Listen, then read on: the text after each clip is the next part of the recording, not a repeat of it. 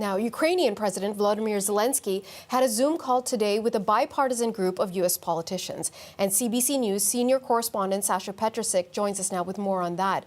So, Sasha, what happened during that call? Well, it was basically what was described as a desperate plea for help from the United States. In particular, he was asking for two things. One is that, again, he repeated his call for a no-fly zone over Ukraine, which he sees as the only way that Ukraine can fight back against Soviet era, I guess, planes, as well as Russian era planes that have been inundating the skies over Ukraine and have essentially been taking over. The other thing that he asked for is actually more of these sorts of planes themselves, so that Ukraine can fly them and fight back against the Russian Air Force. The Americans did say that they were very sympathetic to this. In fact, the bipartisan commission, the bipartisan group of senators said that they wanted to see this happen. And even the Republican, the senior Republican who was listening to this, Lindsey Graham, said that this was something that he very much supported. This is his statement after the meeting. Just participated in a Zoom call with President Zelensky of Ukraine with many members of the House and the Senate. Here are the takeaways. President Zelensky and the Ukrainian people are just awesome. They're willing to fight for their freedom to the death if they have to. There are planes available by NATO nations, MiGs, that the Ukrainians can fly. President Zelensky indicated that Ukraine would be a more effective fighting force. So let's get them the planes and drones they need.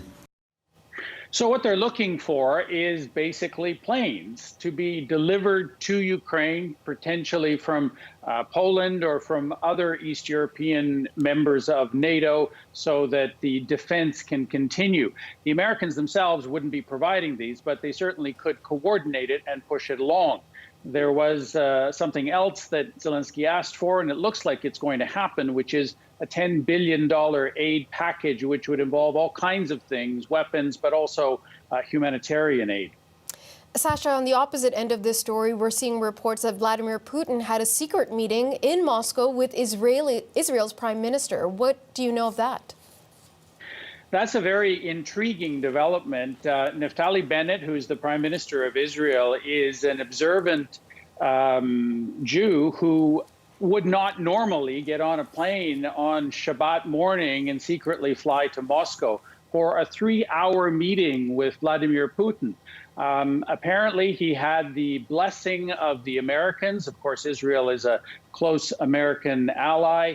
He also had the blessing of Zelensky. So there seems to be some kind of negotiations that he's trying to initiate with the Russians. Israel does have close relations with Russia, although it has also condemned this invasion.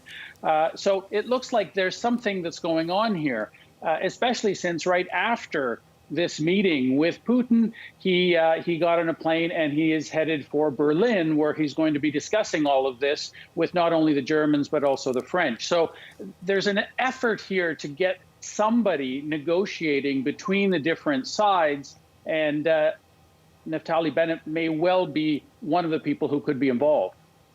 CBC News senior correspondent Sasha Petrusik in Toronto. Thank you, Sasha.